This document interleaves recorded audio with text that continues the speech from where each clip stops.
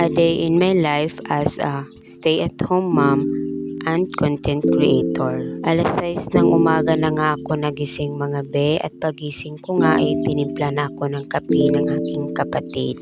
Energy nga pala yung ininom ko mga be, dahil nga ito ay may cereals na at hindi ako madaling magutom dahil nga mga be ay maghahanda pa kami ng aming agahan. Dito nga sa amin mga be ay maaraw na, kaya nag-iisip ako kung ano ang aking gagawin. Pero mas naisip ko pa mga be kung maglalaban na lang kaya ako dahil marami akong mga labahin. Alam nyo naman mga be, hindi na ako nakapag-vlog na naglalaba ako, o diba? Pagkatapos ko ngang magkape ay lumabas na ako mga be, at ayan nakikita nyo naman diba? Sobrang ganda ng panahon ngayon mga be dito sa amin. At dahil sa sobrang ganda ng panahon mga be, mapapaisip ka na lang kung ano talaga yung magandang gawin. 2 araw rin kasi mga be umulan dito sa amin. Sabi kasi nila may bagyo daw mga be. Buti na lang talaga mga be ay umaraw na, kasi mga be yung solar namin matcha-charge na rin.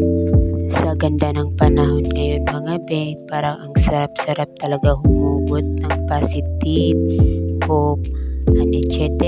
na makakagaan sa loob mo. O diba? Ako kasi mga be ay nagdidepende yung mood ko sa kung anong araw.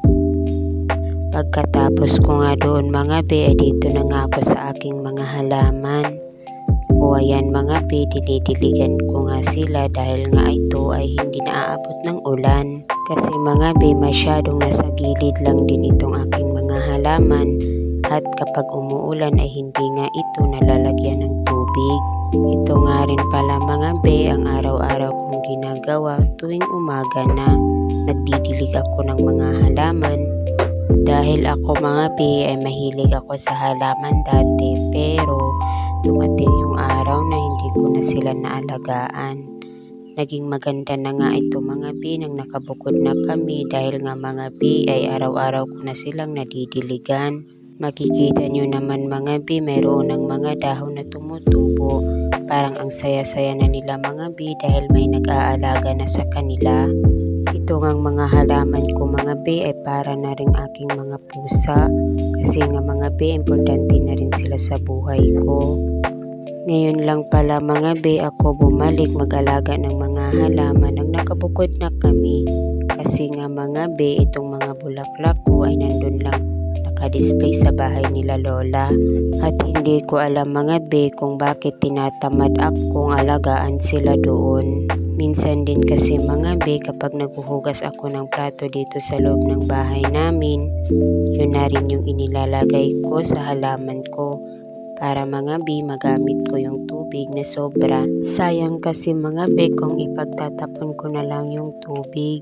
Kaya mga be dito ko na lang inilalagay sa aking mga bulaklak. Pagdidilig ko nga mga be ng tubig na galing sa pinaghugasan ko ng plato ay hindi ko na namalaya na gumaganda na pala ang mga dahon nito.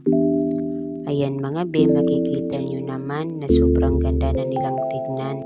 Marami nga sana ito mga be ang mga halaman ko, pero hindi ko na naalagaan at nangamatay na nga.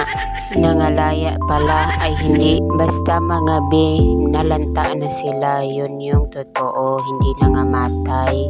So yun nga mga be, ganito pala ang itsura sa loob namin sa sala. O diba mga be, ang ganda? O ako lang talaga yung nagagandahan?